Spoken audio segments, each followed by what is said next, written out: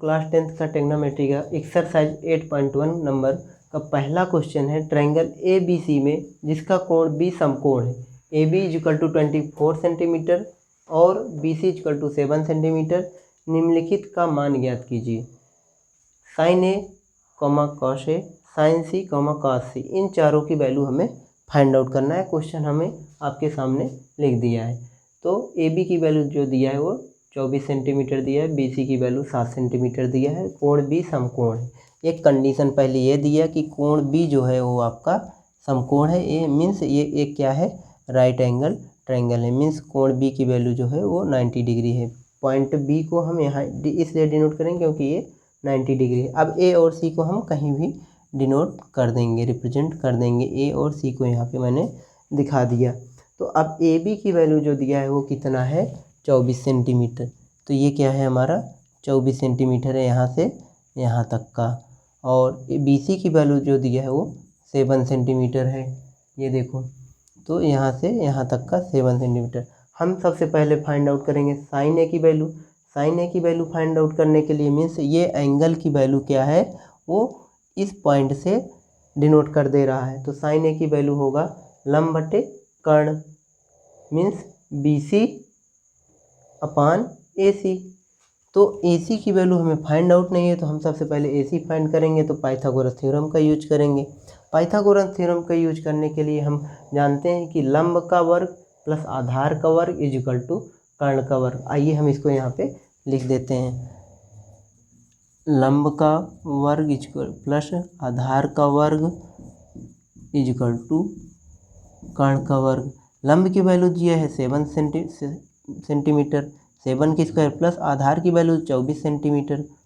तो 24 के square is equal to कर्ण का वर्ग, मीन्स कर्ण स्क्वायर। 7 की वैल्यू 7 का 2 टाइम्स मल्टीप्लाएंगे, 7 7 जा 49 और 24 का तो 576 होगा इज इक्वल टू कर्ण का स्क्वायर, मीन्स स्क्वायर। इन दोनों को ऐड करेंगे 9 6 15 4 7 11 1 12 है, 5 1 6 इज इक्वल टू कर्ण का स्क्वायर। स्क्वायर इधर ना लिखने के बजाय हम इधर अंडर रूट लगा देंगे और 625 का स्क्वायर रूट निकालेंगे तो क्या आएगा, वो 25 आएगा। कर्ण की वैल्यू जो हुआ मीन्स 24 सेंटीमीटर हुआ, अर्थात ये क्या हुआ हमारा ए सी हुआ। तो ए सी की वैल्यू 25 हुआ। तो अब ए सी की वैल्यू हमें फाइंड आउट हो गई, तो मीन्स हम यहाँ लिख देंगे 25 सेंटीमीटर। तो अब हमें आसानी से मिल जाएगा क्या, साइन ए। साइन ए के अकॉर्डिंग हम देखेंगे तो ए के सामने मीन्स इस एंगल, इस एक्यूट एंगल के सामने की साइड जो होगी वो हमारा लंब होगा। तो हम लिखेंगे B C upon A C, means B C means लंब बटे कर्ण। तो बी सी की वैल्यू जो है वो 7 होगी और कर्ण की वैल्यू जो है ए सी की वैल्यू 25 है। ये एक हमारा आंसर होगा। अब हम यहाँ सेंटीमीटर क्यों नहीं लिखेंगे, क्योंकि अगर हम सेंटीमीटर यहाँ लिखते हैं, सेंटीमीटर यहाँ लिखते हैं, दोनों कैंसिल आउट हो जाएंगे। अर्थात रेशियो में हम सेंटीमीटर यूनिट को नहीं दर्शाते हैं, कोई भी यूनिट हो। यही एक आंसर हुआ। अब दूसरा कह रहा है कॉस ए की वैल्यू फाइंड करो। तो कॉस ए की वैल्यू फाइंड करने के लिए आधार बटे कर्ण होगा। तो आधार क्या है हमारा, बेस क्या है 24 सेंटीमीटर, 24 सेंटीमीटर है, और कर्ण क्या है वो 25 सेंटीमीटर है। तो cos A is equal to क्या होगा, A B upon A C, means A B की वैल्यू क्या होगी 24 सेंटीमीटर और ए सी की वैल्यू होगी 25 सेंटीमीटर। एक आंसर ये हुआ। अब दूसरे क्वेश्चन में इसी में लिखा है साइन सी की वैल्यू फाइंड करो। तो साइन सी मीन्स अब इस एंगल को वो एक्यूट एंगल मान रहा है, सपोज कर रहा है। तो सी की वैल्यू हम फाइंड करने के लिए, साइन सी की वैल्यू फाइंड करने के लिए इसके सामने का एंगल जो होगा, साइड जो होगा वो क्या होगा, परपेंडिकुलर होगा। अभी तक तो हम इसके सापेक्ष ले रहे थे तो ये परपेंडिकुलर हो रहा था, अब इसके सापेक्ष लेंगे तो ये परपेंडिकुलर होगा। मीन्स एक्यूट एंगल के सामने की जो साइड होती है वो परपेंडिकुलर होती है। मीन्स इसके सामने की साइड, अभी तक इन दोनों में ये देखा तो मैंने ये लंब पाया, अब इसके सापेक्ष लिया तो ये लंब पाया। तो अब साइन सी की वैल्यू जो निकालेंगे दूसरे क्वेश्चन में, ये पहला था और ये दूसरा है। तो साइन सी की वैल्यू हम लिखेंगे sine C is equal to लंब ये हुआ A B upon A C. तो sine C is equal to A B की वैल्यू 24 सेंटीमीटर और ए सी की वैल्यू 25, 24/25 मीन 24/25। एक आंसर ये हुआ। और उसी में कॉमा करके पूछा है कॉस सी की वैल्यू फाइंड आउट करो, तो कॉस सी की वैल्यू हम निकालेंगे। तो कॉस सी के लिए क्या होगा, बेस क्या होगा, आधार ये होगा। कॉस सी के सापेक्ष ये सी के सापेक्ष अगर लेंगे तो ये आधार हुआ और ये लंब हुआ, ये कर्ण तो कर्ण ही रहेगा, क्योंकि हमने बताया कि कर्ण सबसे बड़ी भुजा होती है। Hypotenuse is the longest side of right angle triangle. Cos C is equal to होगा 7/25। ये हमारा आंसर हुआ।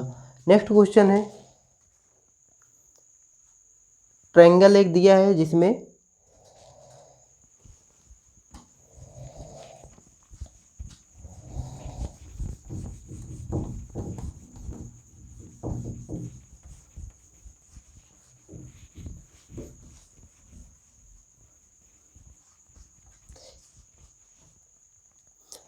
एक ट्रायंगल दिया है। क्वेश्चन नंबर 2 इसी का है।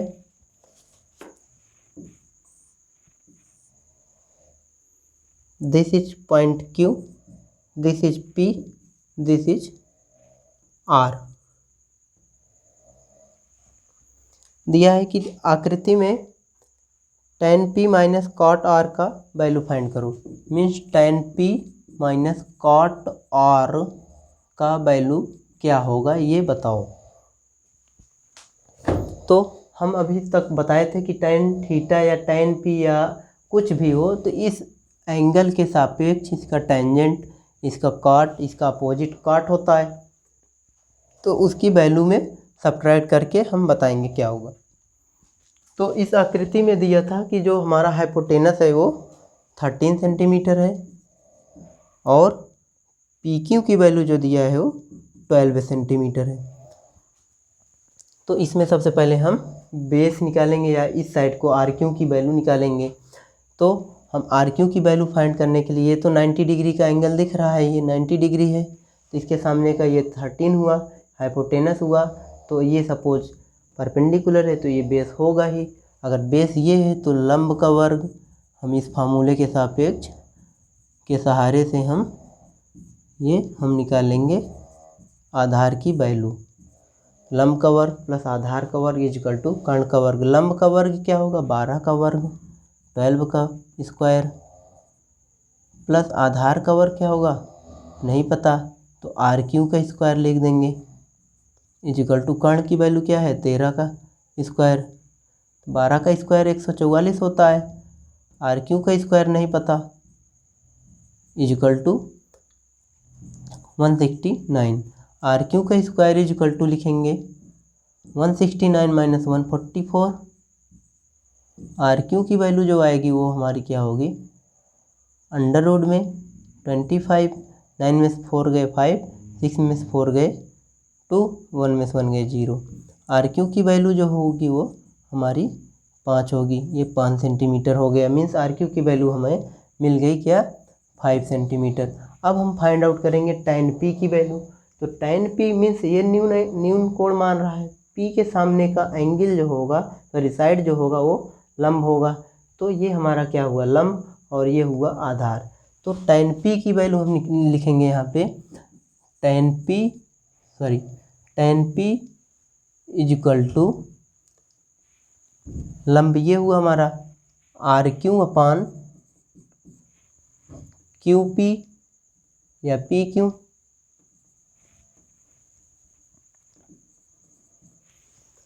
तो tan P के सामने का जो लंब साइड है वो लंब है, RQ मीन्स लंब बटे आधार, अपान में आधार लिखेंगे PQ।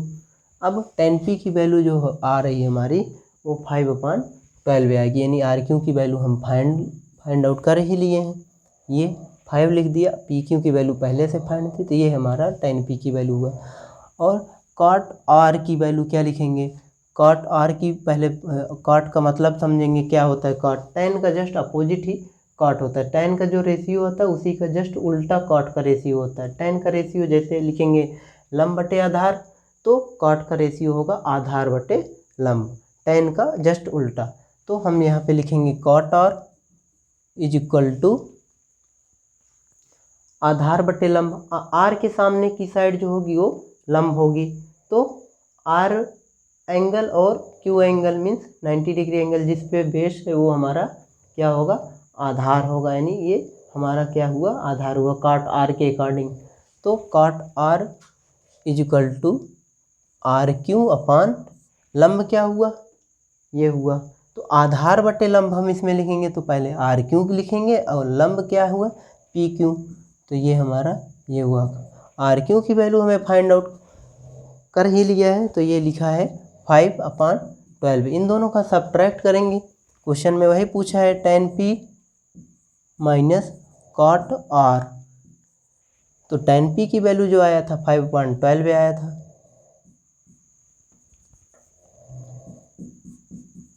माइनस cot r की वैल्यू जो आया है वो हमारा 5/12 वो भी आया है। तो दोनों को सब्ट्रैक्ट करेंगे, डिनोमिनेटर सेम है तो एक दूसरे के अकॉर्डिंग 0 हो जाएगा। ये हमारा आंसर हुआ, क्या हुआ आंसर 0। तो नेक्स्ट क्वेश्चन इसी तरीके से हम पढ़ रहे हैं आपको, यदि sine A equal to 3/4,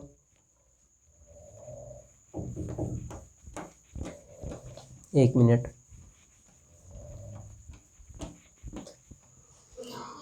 third question है साइन ए इक्वल टू, यदि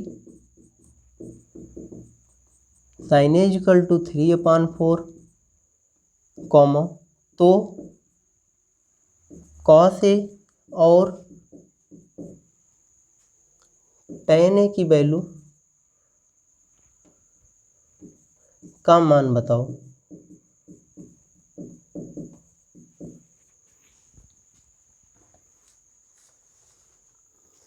साइन ए की वैल्यू दिया है 3/4 मीन्स कोई एक एंगल रहा होगा, साइन ए उसका साइन लिया है मीन्स जे लिया है, ये है, बी है, ये सी है। ए मैंने यहाँ इसलिए लिखा क्योंकि ये जो हमारा नीचे की साइड होता है, सपोज जो जनरली हम बेस ही मानते हैं, जो हाइट होती है ऊंचाई होती है उसको हम लंब मानते हैं यानी परपेंडिकुलर मानते हैं। तो ये साइन ए इस ए के अकॉर्डिंग साइन इसकी रेशियो लेते हैं, अनुपात लेते हैं, तो 3/4 बोल रहा है। तो ये क्या है हमारा लंब है और ये कर्ण है। तो लंब बटे कर्ण मैंने फाइंड आउट कर ही लिया है पहले से इसके अकॉर्डिंग। अब इसमें हमें मिलता है साइन ए, क्यों इसलिए मैंने लंब और कर्ण लिख लिया क्योंकि हम जानते हैं साइन थीटा बराबर लंब बटे कर्ण होता है। तो लंब की वैल्यू जो है हमारी वो 3/4 है, ये लंब और कर्ण की, तो 3 ऊपर का लंब हुआ और ये कर्ण हुआ। अब हमें आधार फाइंड आउट करना है, तो आधार का स्क्वायर हम जानते हैं क्या होता है, आधार का स्क्वायर प्लस लंब का स्क्वायर इज इक्वल टू कर्ण का स्क्वायर। तो आधार का स्क्वायर क्या है नहीं पता है, तो ए बी यहाँ फाइंड आउट कर ही लेंगे इसको, बाद में इसी को तो निकालना ही है। तो ए बी ये क्या है हमारा, ए बी साइड है, इसी को स्क्वायर करते हैं, प्लस लंब का स्क्वायर जो है वो 3 का स्क्वायर इज इक्वल टू कर्ण की वैल्यू क्या दिया है वो 4 का स्क्वायर। अब ए बी की वैल्यू हम फाइंड आउट करने के लिए इसको सिंप्लीफाई करते हैं, ए बी का स्क्वायर इज इक्वल टू 3 का स्क्वायर, इस इधर लाएंगे सब्ट्रैक्ट कर देंगे 16 माइनस 9। तो A B is equal to क्या हुआ हमारा 7 अंडर रूट में, क्योंकि यहाँ से स्क्वायर हटेगा तो ये अंडर रूट लग जाएगा। अब ए बी की वैल्यू हमें मिल गई अंडर रूट 7। अब हम फाइंड आउट करेंगे क्या, कॉस ए और tan ए का मान बताओ। तो यहाँ पे हम लिखेंगे कॉस ए, यहाँ लिखेंगे cos A is equal to आधार बटे कर्ण, फार्मूला तो यही है। अब आधार इसमें क्या है ए बी है, तो A B upon A C means A B की वैल्यू अंडर रूट 7 अपान 4, ये हमारा आंसर हुआ। और tan ए का मान फाइंड आउट करने के लिए हम क्या लिखेंगे, tan ए का मान फाइंड आउट करने के लिए लिखेंगे हम इसमें लंब बटे आधार। लंब क्या है फार्मूले में, तो एक बार इसको लिख ही देते हैं ताकि आपको याद हो जाए अच्छे से। लंब की वैल्यू जो है 3 है मीन्स बी सी बटे ए बी, तो बी सी की वैल्यू वो 3 है, ए बी की वैल्यू अंडर रूट 7 है, ये हमारा आंसर हुआ। अब इसी तरीके से चौथा क्वेश्चन हमारी बुक में दिया है, इसको इरेज कर देते हैं।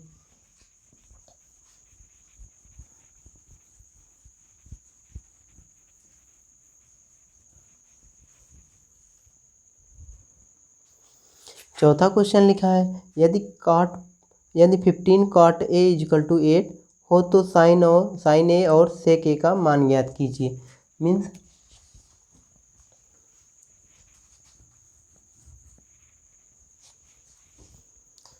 चौथा क्वेश्चन में लिखा है यदि 15 cot A इजिकल टू 8 हो तो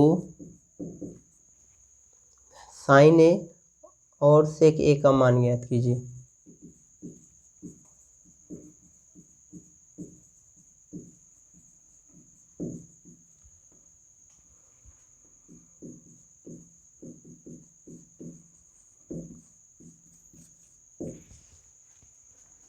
क्वेश्चन में दिया है यदि 15 cot A इजिकल टू 8 हो तो साइन ए और सेक ए का मान बताओ। Means 15 cot A is equal to 8, इसको हम देखते हैं तो हम तो जानते हैं cot A sine A tan A cosec A sec A, लेकिन इसके पहले गिनती दिया है तो इस गिनती को इस नंबर को हम क्या करेंगे, राइट साइड भेज देंगे। तो मीन्स cot A की वैल्यू हमें मिल रही है क्या, 8/15 ना। cot A की वैल्यू हमें 8/15 मिल रही थी। मीन्स एक ऐसा ट्रायंगल बनाएंगे, राइट एंगल ट्रायंगल, जिसमें ए एक न्यून कोण है, मीन्स एक्यूट एंगल है, और कोई एक पॉइंट होगा जो राइट एंगल को बनाता है, और ये सी है, बी और सी। ए क्या है, हमारा छोटा वाला कोण है। तो इसके अकॉर्डिंग हम देखेंगे cot A की वैल्यू हम फाइंड आउट करेंगे तो क्या लिखते हैं, आधार बटे लंब। आधार की वैल्यू हमें दिया है इसके अकॉर्डिंग, यहाँ लिख दो आधार बटे लंब। अब आधार की वैल्यू हमें जो मिल रही है वो क्या है, 8 है, तो यहाँ 8 लिख देंगे, और लंब की वैल्यू जो दी है वो 15 है, यहाँ हम 15 लिख दें। अब AC की वैल्यू फाइंड आउट करने के लिए, मीन्स इसके सामने की साइड जो है वो कर्ण है, कर्ण की वैल्यू AC है। AC की वैल्यू फाइंड आउट करने के लिए वो क्या हम करेंगे, AC का स्क्वायर इजिकल टू लंब, मीन्स कर्ण का स्क्वायर इजिकल टू लंब का स्क्वायर प्लस आधार के स्क्वायर, इन दोनों का स्क्वायर करके जोड़ देंगे तो कर्ण के स्क्वायर के बराबर होगा। AC का स्क्वायर इजिकल टू BC का स्क्वायर प्लस AB का स्क्वायर। अब AC का स्क्वायर यहाँ लिख देंगे, और BC का स्क्वायर फाइंड आउट करेंगे तो क्या है, 15 का स्क्वायर करेंगे 225 आएगा। मीन्स 15 का यहाँ स्क्वायर करेंगे, प्लस AB का स्क्वायर करेंगे 8 का स्क्वायर, AC का स्क्वायर करेंगे यहाँ पे, इसका स्क्वायर करके ऐड करेंगे तो 225 होगा, प्लस 8 का 64 होगा। तो AC इजिकल टू क्या होगा, अंडर रूट में इन दोनों को ऐड कर देंगे तो होगा यहाँ पे 5 6 9 और 6 2 8 और 2। AC की वैल्यू जो होगी वो 17 होगी। मीन्स 289 का स्क्वायर रूट निकालेंगे 17 होगी। तो AC की वैल्यू हमें फाइंड आउट हो गई, मीन्स कर्ण की वैल्यू हमें मिल गई क्या, 17। तो अब 17 ये मिल गया, सब तीनों साइड से मिल गए। तो अब हमें साइन ए और सेक ए का मान बताना है। तो साइन ए की वैल्यू हम फाइंड आउट करने के लिए फार्मूला जानते हैं, साइन के साथ ए के सापेक्ष निकालते हैं तो लंब बटे कर्ण होगा। तो यहाँ हम लिख देंगे लंब, एक बार फार्मूला लिख देते हैं, कर्ण इजिकल टू लंब की वैल्यू इसमें दिया है क्या, मीन्स ए अगर हम ले रहे हैं तो इसके सामने की साइड जो होगी वो लंब होगी।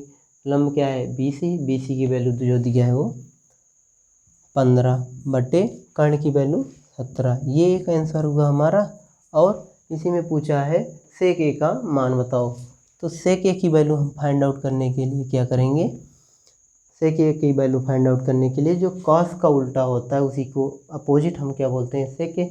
कॉस का उल्टा होता है आधार बटे कर्ण, तो इसमें हम लिखेंगे कर्ण बटे आधार। यहाँ हम लिख देते हैं क्या, कर्ण बटे आधार। कर्ण की वैल्यू जो दिया है वो हमें 17 दिया है, आधार की वैल्यू हमें दिया है 8। ये हमारा आंसर है। ओके, इसी तरीके से हम क्वेश्चन नंबर 5 सॉल्व करेंगे। इसको हम थोड़ा सा मिटा देते हैं। आपको जहाँ ना समझ में आए कमेंट करके ज़रूर पूछिए, और वीडियो को बार बार देखिए। क्वेश्चन नंबर 5 है, यदि सेक थीटा इजिकल टू 13/12 है हो तो अन्य सभी त्रिकोणमितीय अनुपात परिकलित कीजिए।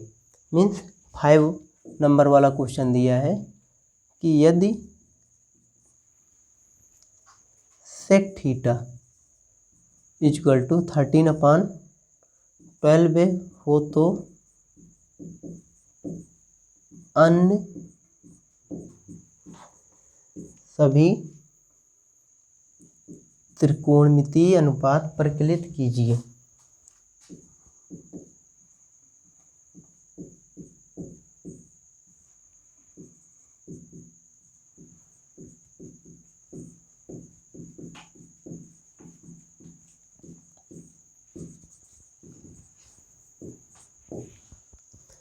Sec theta is equal to 13/12 दिया है, क्वेश्चन नंबर 5 है। तो इसमें हम सबसे पहले जानेंगे सेक थीटा की वैल्यू होती क्या क्या है, किस किस रेशियो के बराबर होती है, किस साइड का रेशियो निकालते हैं तो वो सेक थीटा के बराबर आता है। तो ये सपोज ये एक हमारा क्या है, राइट एंगल ट्रायंगल है, और ये सपोज क्या है, हमारा एक एक्यूट एंगल है जिसकी वैल्यू थीटा है। This side is A B and this point is C. This is A B and this is B C and this is A C. तो हम जानते हैं कि सेक थीटा इक्वल टू 13/12 दिया है। तो हम जानते हैं सेक थीटा की वैल्यू होती है कास का उल्टा। तो सेक थीटा इक्वल टू होता है कर्ण बटे आधार। मीन्स अगर थीटा के सापेक्ष देखें तो यहाँ पे हमारा कर्ण और आधार का रेशियो जो होगा वो सेक थीटा के बराबर होगा। इसमें हम जानेंगे कि अगर ये 90 डिग्री का एंगल है, इसके सामने की साइड जो होगी वो कर्ण होगी, और ये क्या है, हमारा आधार है, और ये क्या है, हमारा लंब है। तो हमें मालूम है क्या, आधार और कर्ण, क्योंकि सेक थीटा की वैल्यू कर्ण बटे आधार होती है। तो मीन्स 13/12 दिया है, यानी आधार की वैल्यू जो है वो 12 दिया है, और कर्ण की वैल्यू जो दिया है वो 13 दिया है। ये 12 है और ये 13 है हमारा, ठीक है। अब हमें फाइंड आउट करना है लंब। उसके बाद हम हर एक की सभी त्रिकोणमितीय अनुपात मतलब सेक के अलावा अन्य सभी, मीन्स होते कितने हैं, सेक होता है, पहले साइन होता है, फिर कॉस होता है, फिर टेन होता है, इन्हीं तीनों का उल्टा कॉट होता है, सेक होता है, कॉसेक होता है। तो हम लिखेंगे सबसे पहले पाइथागोरस थ्योरम, जिसके सहारे हम निकालेंगे लंब का वैल्यू। तो हम जानते हैं पाइथागोरस थ्योरम क्या होता है, लंब का स्क्वायर प्लस आधार का स्क्वायर इज इक्वल टू कर्ण का स्क्वायर।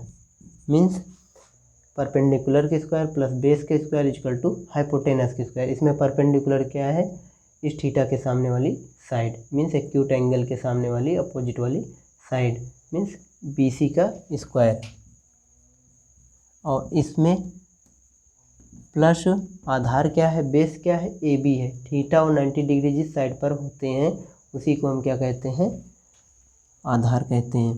तो ये 12 दिया है, मीन्स AB की वैल्यू जो दिया है वो 12 है, इज इक्वल टू कर्ण का स्क्वायर, कर्ण की वैल्यू है AC की वैल्यू दिया है 13 का स्क्वायर। तो BC इज इक्वल टू 13 का स्क्वायर मीन्स 169, और ये प्लस 12 का स्क्वायर था, इसको इस साइड ले आया तो 144 माइनस में हो जाएगा। BC की वैल्यू जो होगी वो हमारी क्या होगी, 25 अंडर रूट में इसकी वैल्यू आएगी 5, यानी इसकी वैल्यू जो होगी लंब की वैल्यू वो क्या है, ये हमारा 5 है, आ गया। अब अन्य सभी त्रिकोणमितीय अनुपात ज्ञात करने के लिए क्या क्या लिखेंगे, सबसे पहले लिखेंगे साइन थीटा इक्वल टू लंब बटे कर्ण। तो लंब इसमें क्या है, 5 है, तो 5/13। कॉस थीटा आधार बटे कर्ण,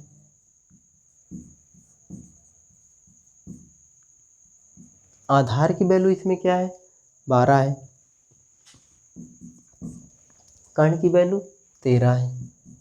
मीन्स देखो हमने अभी ऑब्जर्व किया कि कॉस थीटा और सेक थीटा दोनों की वैल्यू एक दूसरे के अपोजिट होती है। तो इसमें 13/12 था सेक में, तो कॉस में 12/13 हो गया। अब साइन कॉस टेन थीटा की वैल्यू जो होगी हमारी क्या होगी, वो लंब बटे आधार होगी। तो लंब की वैल्यू जो दिया है वो हमारा 5 है, अभी मैंने निकाला। अब उसके बाद आधार की वैल्यू आपको पहले से दिया गया है वो 12 है। अब इसी का जस्ट अपोजिट, साइन का अपोजिट क्या होता है? कोसेक होता है। कोसेक थीटा इक्वल टू क्या होगा? कर्ण बटे लंब। तो कोसेक थीटा की वैल्यू यहाँ लिखेंगे, कर्ण की वैल्यू क्या है? 13/5, क्योंकि 5 ये लंब है। अब उसी तरीके से कॉस थीटा की वैल्यू तो हमें मालूम ही है पहले से, टेन थीटा की वैल्यू लिखेंगे तो इसी का जस्ट उल्टा कर देंगे, कॉट थीटा इक्वल टू आधार बटे लंब। हमारा कॉट थीटा की वैल्यू आएगा 12/5। एक आंसर ये हुआ, टोटल 5 आंसर आएंगे, 1 2 3 4 5।